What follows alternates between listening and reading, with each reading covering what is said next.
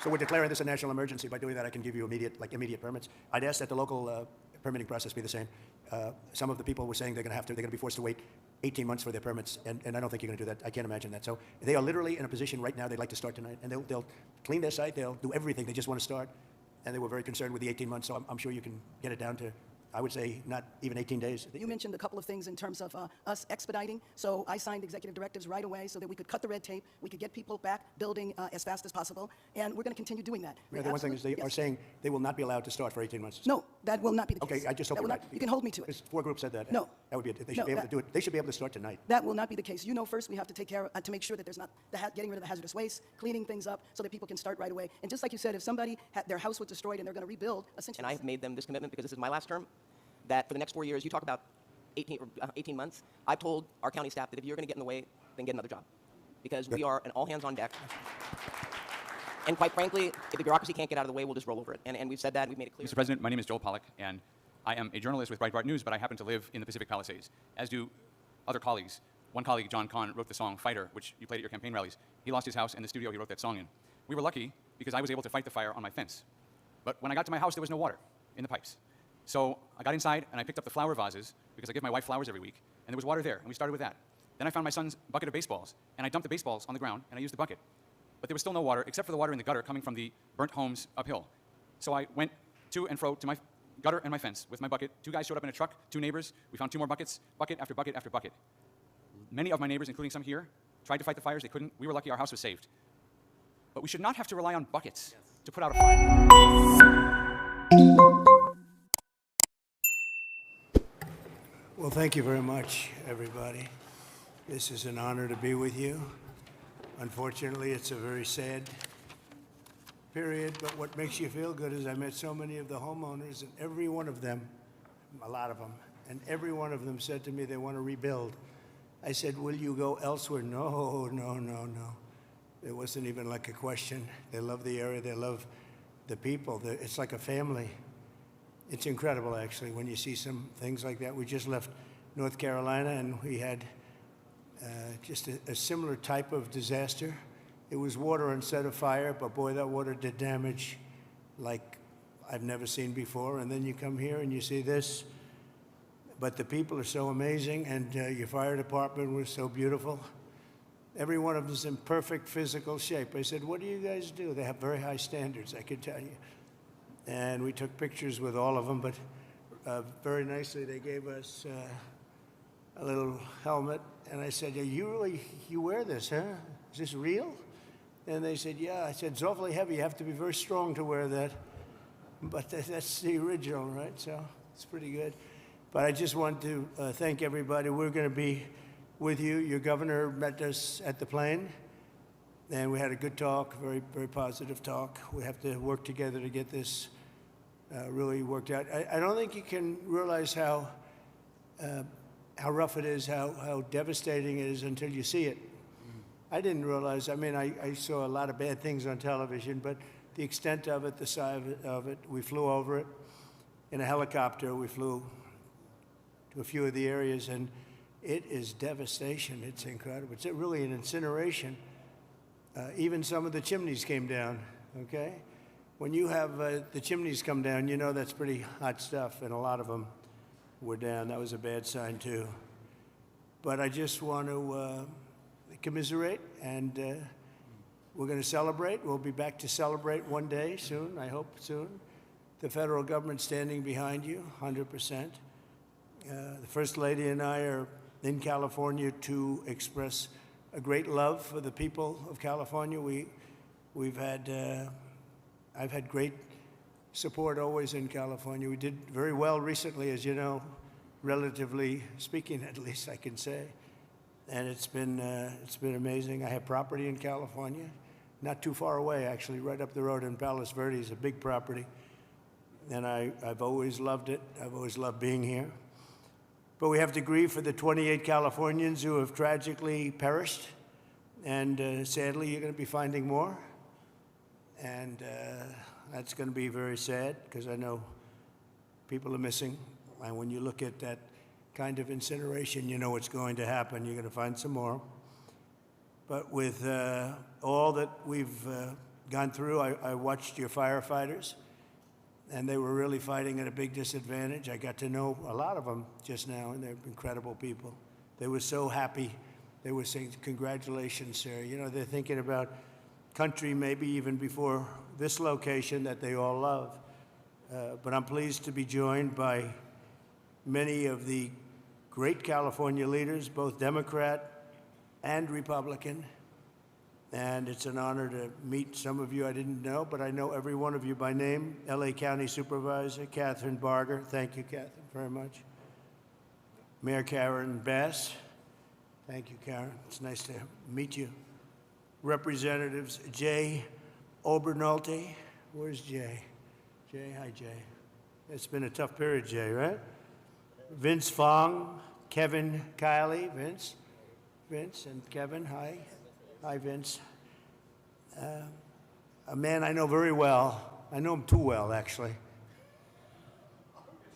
And I say that actually with love because he's actually been a great congressman for a long time, and he's a great leader, and he loves the area as much as anybody, right? Daryl? So Daryl Issa, young Kim, congratulations on an excellent career. I appreciate it. Another one I know pretty well is, to put it mildly, is Tom McClintock. And he's been with us for a long time. We have some interesting things going on in Washington. And it's an honor that you guys are here. Thank you, Daryl, very much, Tom. George Whitesides. Good, George, thanks. It's a great name, too, by the way. Brad Sherman. Oh, I know Brad well. I know Brad, but that's all right. We're on the same side of this one. I know that. We'll work together, Brad, very well. A lot of respect. And Presidential Envoy Rick Grinnell, who's done a fantastic job for me over the years. He was ambassador to Germany, and he was fantastic. So 2.5 weeks ago, over 100-mile-an-hour winds transformed the Palisades fire and other areas, too, into absolute infernos of death and destruction. And this is already the most expensive natural disaster, they say, in American history. That's pretty amazing. The numbers are going to be staggering. Most importantly, we have to get it built, and we have to hopefully find as few people as possible. We have already too many, 28 at least, they say. We're going to work very hard with the mayor, the governor, the supervisor, and everybody, and get the resources behind you.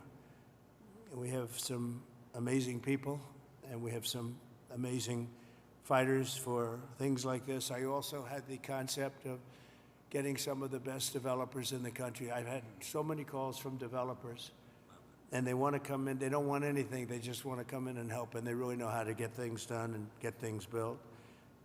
I would ask that the local officials, because we're going to essentially waive all federal permits. We're going to have you go very quickly, because a federal permit can take 10 years. We're not going to do that. We don't want to take 10 days. I would.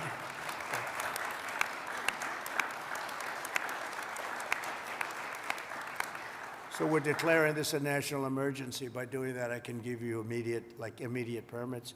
I'd ask that the local permitting process be the same. Some of the people were saying they're going to be forced to wait 18 months for their permits, and I don't think you're going to do that. I can't imagine that. So they are literally in a position right now they'd like to start tonight, and they'll clean their site, they'll do everything. They just want to start, and they were very concerned with the 18 months. So I'm sure you can get it down to, I would say, not even 18 days. They are ready, Mayor. They are ready to start. I met so many of them. The fire took place. It's nice and cool there now, and they want to start taking the debris. They want to take the debris. They want to do everything. They'll get rid of everything. They're going to do it by their own hand. And you're going to see some amazing things happen. So we're waiving the federal permits. Either waive them or give them to you so rapidly it's going to be essentially the same thing, but we're going to try and just waive them, and we'll rely on the local. But the local, I hope, is going to do the same exact thing. They're literally ready to start right away tonight. So if you could do almost the same thing or the same thing would be great. For a building permit, you're going to have to, check things out a little bit. A lot of them, every single one of them said they're going to rebuild. I didn't have one person say they're selling or they're leaving or they're disgusted. They love their community, and it's incredible. We even had one from your neck of the woods, right? Yeah. Do you want to stand up? It was so nice the way she greeted my wife in a very different language, right? And it was very nice to see. And you're staying and you're going to rebuild and everything else. Yeah, everybody. So it's really great. So I'm signing an executive order to open up the pumps and valves in the north. We want to get that water pouring down here as quickly as possible and let hundreds of millions of gallons of water flow down into Southern California. And that'll be a big benefit to you. If you don't want it, you're going to tell me, but I can't imagine it. I tell you who does like it is the fire department. When I said that, they were very happy with that. They didn't mind hearing that. But we have a lot of water that is available, and I hope you can work that out among yourselves. But I think this will show that we have to have that water. We have to have that water. You're talking about unlimited water coming up from the Pacific Northwest, even coming up from parts of Canada. And it pours down naturally. It has for a million years. For a million years, it pours down. You'll never run out. You'll never have shortages, and you won't have things like this. And when you do, you'll have a lot of water to put it out. So I'm going to ask that you figure that out. But I really strongly recommended this 7 years ago, and I think I'm going to just do it. If you have big problems, you're going to let me know, but I just can't even imagine it. But we're also surging federal resources and assistance to the state, and California must adopt the common sense policies to prevent fires, and we all know that. We were talking 7 or 8 years ago, I was talking to people from Austria, people from Finland, people that live in forests. One of the gentlemen, one of the top great leaders of Austria said, we don't have forest fires, and we have trees that are actually far more flammable than they have in California, but they literally rake their forests. They take down, if a tree comes down, they take it down. They say you have 18 months. After that, it's like a matchstick. And I know environmentally, some environmental groups like the trees to just melt into the ground, but when they do melt into the ground, they become an inferno. So I think you're going to have to change your ways in terms of that. You have 30 years of leaves, and those leaves are dry as a bone, and they burn. Interestingly, because I was at Paradise, who is the general, right? A long time ago, I was at Paradise. What a beautiful paradise it was. And how is it doing, by the way? Are they rebuilding, right? Remember when he said, you were up here, President. I went there. I never saw anything like it. But you know what amazed me? I'll never forget it. The trees were okay because the trees are loaded with water. They sucked that water out of the ground. And this was an inferno, just like, I would say, no different than this. And it was also the wind that caused a lot of problem. I mean, you had tremendous winds that there's not a lot you can do with. You had up to 100-mile-an-hour winds. It's unheard of. But when I was in Paradise, I noticed that the trees, they were dark on the bottom, but they were absolutely living, and they lived because they're soaking wet. But the trees that were on the ground, within 12 to 18 months, they say 18 months at a maximum, you have to cut them up, take them away because they're matchsticks.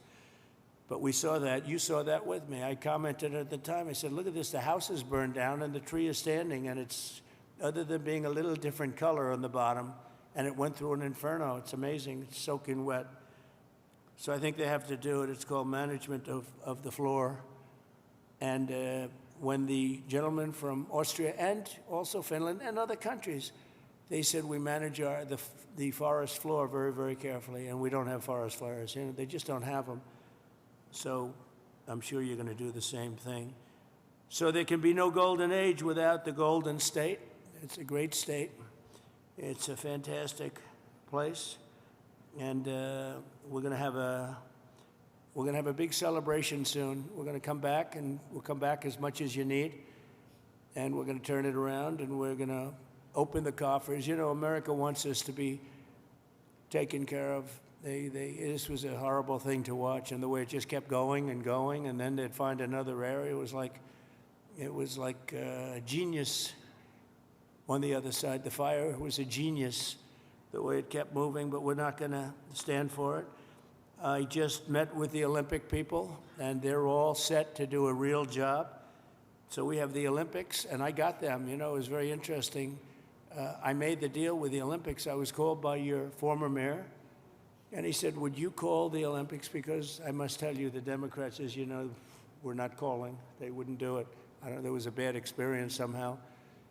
And I did, and I got along great with the Olympic Committee, and we got the Olympics, and then we got you the World Cup. That one I focused on with Gianni. Gianni was great, the head of it, and so you have that coming. And then we have the 250 years coming up, which is going to be a great celebration. But I'll never forget when I got the Olympics, and then I was president when I got them. I said, oh boy, it's too bad I won't be president. Who knew this was going to happen, right? I said, I won't be president because it would have been the 4 years. And in fact, I'd be retired by 4 days right now, I guess, right? So anyway, so I got him, and at least I'll be able to celebrate the Olympics, the World Cup, and the 250 years is going to be a very big deal. So we have the three biggest there are, and it was an honor to get. If you have any questions, please let me know. And if you have a statement to make, I'd love to have politically, if you'd like to make a statement. Brad, go ahead. Mr. President? Okay, I'll do Mr. President, thank you Sure, for coming thank you, Brett. to the 32nd Congressional District and Thank you. making most people don't have adequate insurance because they couldn't get it. So one company dropped 1,600 policies just in the last 6 months. We've got 16 times as much property damage here as from Hawaii, and I'm hoping that we get at least 16 times the federal appropriation for the CDBG program that helps people rebuild. And I know you've talked about policies of California that you're not a fan of, but I've been in Congress for 28 years. I really disagree with Louisiana on their abortion policy. I disagree with them on their campaign finance policy. I disagree with North Dakota on their gun policy. And I would never turn to somebody from Louisiana and say, you keep living on your cousin's couch, because we're not going to help you rebuild until Louisiana agrees with me on a woman's right to choose. So I'm hoping that we can get these funds and that we don't punish individuals for the policies of their state. You can disagree with them, and I think you've got some ideas. I look forward to us listening. Also, Mr. on President. tariffs, I often agree with you on tariffs, but how about no tariffs on building materials for the next 3 years? We'll take a look at that, actually. Mr. We'll President. take a look. Mayor, please. Yes. First of all, let me just take the opportunity to officially welcome you to Los Angeles. Really appreciate you coming, and especially you come just a few days after your inauguration. So Thank you, I want you to know that your presence here is very much appreciated. Let me also say that I know you had an opportunity to see the devastation. You've seen the extreme loss, the grief that people are going through here. And we are 100% committed to getting this neighborhood rebuilt again. You mentioned a couple of things in terms of us expediting. So I signed executive directives right away so that we could cut the red tape, we could get people back building as fast as possible, and we're going to continue doing that. We Mayor, the one thing is they Yes. are saying they will not be allowed to start for 18 months. No, that will not be the case. Okay, I just hope That you're will right. not, you can hold me to it. Because 4 groups said that. and No. That would be, they should No, be able to that- do it. They should be able to start tonight. That will not be the case. You know, first we have to take care, to make sure that there's not getting rid of the hazardous waste, cleaning things up so that people can start right away. And just like you said, if somebody had their house was destroyed and they're going to rebuild essentially the same, maybe a little bit longer, a little bit higher, they really shouldn't have to go through much of a process. So I want you to know that we are expediting that. We absolutely need your help. We need the federal help. You're a You've got it, builder. I told you. You will have no permit problem. There will be 0 delay. And as far as I'm concerned, you already have the permits. And But the I resources. am more worried. Because I met at least 8 groups of homeowners, and I'm much more worried about the fact that they said it's 18 months exactly, and they were devastated. They want to start now. They want to start removing things. They're not allowed to do it now. And you mentioned hazardous waste. Well, the hazardous waste, what's hazardous waste? I mean, you're going to have to define that. We're going to go through a whole series of questions on determining what's hazardous. Nope.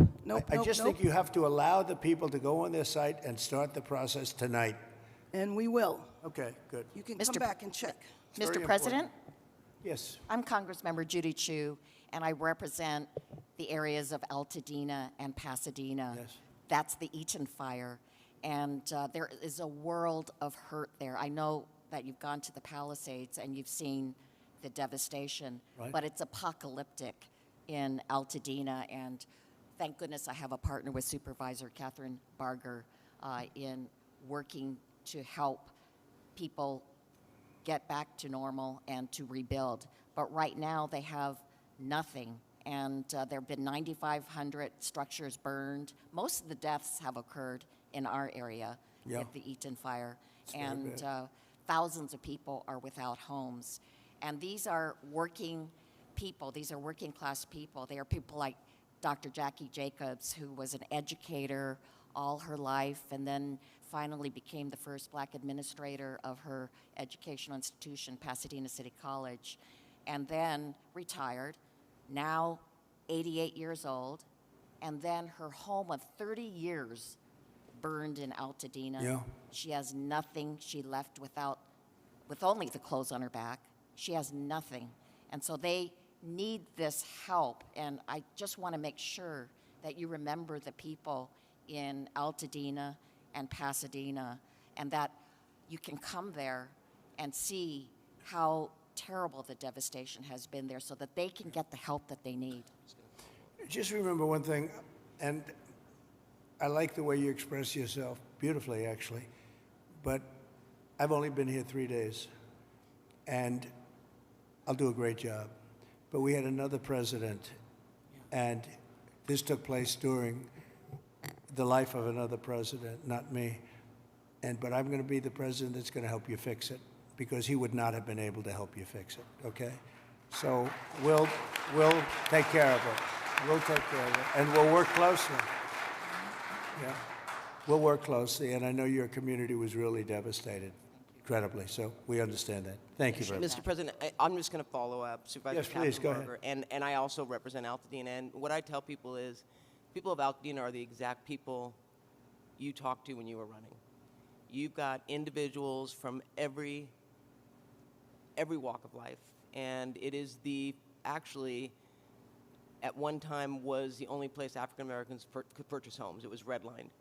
And so you've got a lot of generational wealth there. And one of the commitments I've made, and we've had meetings with some of your people in HUD that you've got there now, to work with them and work with your administration to see how we can help. And I've been pleasantly surprised. I know on HUD we've got some asks that we are going to be working with you on.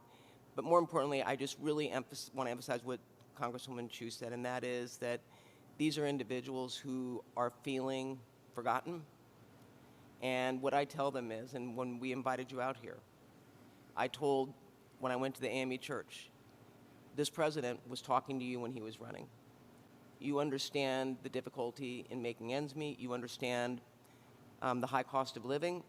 And now their biggest fear is that that's going to impact their ability to rebuild. And I have made them this commitment, because this is my last term, that for the next 4 years, you talk about 18 months, I've told our county staff that if you're going to get in the way, then get another job. Because we are an all hands on deck. And quite frankly, if the bureaucracy can't get out of the way, we'll just roll over it. And we've said that, and we've made it clear. The governor's waived CEQA, which I feel should be completely reformed, if not eliminated. And if it's being eliminated for this, How are they doing with CEQA? how are they doing How with is it, what's been the attitude of the people running that whole situation? It adds sometimes years on to an application. Can't do it. Can't. No, and the governor's And waived- Coastal Commission also. He waived that We're as going to well. have to override the Coastal Commission because Right. I've dealt with the Coastal Commission for a long time, and they are considered the most difficult in the entire country. And we cannot have them play their games and wait 10 years to give somebody a permit. In fact, I'm going to override the Coastal Commission. I'm not going to let them get away with their antics. Well, Okay? Thank you. Thank you, David. Mr. President, I just want to thank you for your leadership on California water policy. You made it a priority from day one. For those of us in the Central Valley and Northern California, we have catastrophic wildfires as well. California is a wildfire-prone area, so ensuring reliable, stable water supplies is critical. And so your leadership, your executive order, moving more water, maximizing flows throughout the state of California, building more water storage, more conveyance, coordinating the... It would have a great impact on, I know your area very well. It would have an unbelievable impact on your area. Absolutely. We just want to thank you for making it a priority. You know, even beyond the fire stuff, the farms. I was driving up with congressmen a few years ago because they were complaining they had no water. And I was driving up, and you'll see all of this incredible land, but it's absolutely bone dry. And then you'll see little green patches, and the green patches are so beautiful. You know, they have that land, they say it's as good as Iowa farmland, but it has no water. And it's artificial, has no water. They send the water out into the Pacific Ocean. And when we let that water come through your valleys and down to Los Angeles and everything, you're going to have a different place. It's going to be a whole different place. And you guys have to get together and say, gee, we want it. It's the craziest thing I've ever seen. So at least you said that, and I appreciate it. Because your farmers will be able to, instead of having 1 acre out of 100, which is all they have, they'll be able to have 100 acres out of 100. And it's among the best, they say it's the best farmland just about in the country, as good as any place there is. So, but you can't, it's no good without water. So that's beyond the fire stuff. But today we're talking about fire. But it's good for everything. So I hope you can lead a group. And Darrell, if you can lead a group, I know how you feel. And, you know, support what I'm doing, because what I'm doing, I guess, is controversial. I don't know what's controversial about sending millions and millions of gallons of beautiful fresh water from the Pacific Northwest and further up than even that into an area that's bone dry. We have to, you know, I have a house in Beverly Hills, and you get notices every once in a while. They want you to go down to 38 gallons per person or something, per house, per person. I say, you mean you can only have, 38 gallons sounds like a lot. It's not a lot. And they want to do that every once in a while, and you just think it's ridiculous. When you have like just about as much water as anybody in the country, and we shouldn't be in a position where you have tumbleweed that's dry as a bone, that even tumbleweed can be nice and green and rich and loaded up with water, and it's not going to burn. You don't even have to remove it. It's not going to burn, but it's just dry. So I hope you can all get together and say, I'm so happy with the water that's going to be flowing down, because I just don't see anything. They talk about the Delta smelt, which is a fish that's this big, but it is really not, doesn't have to be protected because it's in other areas. It's in numerous other areas. So it doesn't have to be protected. The people of California have to be protected. Mr. President. Mr. President, could I just speak for a moment? Kevin Kiley, California. Yes. First of all, you're absolutely right about the Coastal Commission. I've introduced legislation to rein them in. We've been talking with Rick about this. They're out of control. Absolutely out of control. It's insane the things they've been getting away with. I think they thrive on it, actually, if you want to know the truth. It's so ridiculous. That's right. They even tried to stop SpaceX from launching rockets. It's just That's true. But you mentioned your predecessor and how he didn't fix the situation, which is absolutely right. Not only that, during the Calder fire, which was a few years ago, which was in my district, 600 people lost their homes in a town called Grizzly Flat. He came and he promised that he would help them out, but he broke that promise many times. He never delivered them the individual assistance they were asking for. So this has underscored for me the importance of helping the victims, making sure in this situation, in every fire, we get money to the victims, and we make sure that, that nothing stands in the way of that. But I just want to thank you for your focus on bringing sanity to California, water and fire policy. There's no place that needs a revolution in common sense quite like California. You have so much water. use it and be happy about it. Mr. Be President, happy. Mr. President, my name is Joel Pollack, and I am a journalist with Breitbart News, but I happen to live in the Pacific Palisades, as do other colleagues. One colleague, John Kahn, wrote the song Fighter, which you played at your campaign rallies. He lost his house and the studio he wrote that song in. We were lucky because I was able to fight the fire on my fence. But when I got to my house, there was no water in the pipes. So I got inside and I picked up the flower vases because I give my wife flowers every week, and there was water there, and we started with that. Then I found my son's bucket of baseballs, and I dumped the baseballs on the ground, and I used the bucket. But there was still no water except for the water in the gutter coming from the burnt homes uphill.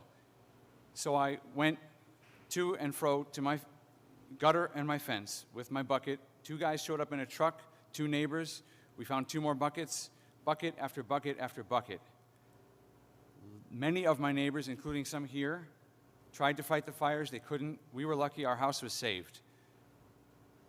But we should not have to rely on buckets to put out a fire. That's right.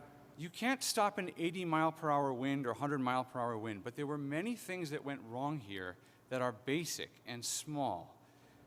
We did not have traffic police to guide the evacuation, so there was gridlock on Sunset. They've removed the vehicles now, but there were dozens of vehicles that were abandoned by drivers who fled for their lives because there were no traffic cops available. The fire department wasn't pre-deployed, even though there was an extreme wind event coming. And many of my neighbors lost their fire insurance in the days before the blaze. So I asked my neighbors, what would they want to know if I could ask the president a question? And the number one thing was insurance. Can you work with the insurance companies to get people back to where they were before they lost the coverage because of California's regulations? And can you make California change its rules so that when we build again, we can get fire insurance and we don't have to worry? And there's one other point I want to make. I really appreciate my congressman advocating for money. We need the money from the federal government. But I also understand Americans who are tired of spending money on California and disasters happen, and the California government passes $50 million to oppose your policies. So they have $50 million for that, but not for moving people into rental homes or helping people relocate or rebuild. I would like to ask you to follow the 9/11 Commission precedent and appoint a special master to watch the money, to make sure that every federal dollar that gets spent here is spent on fire relief and rebuilding and not on everything else.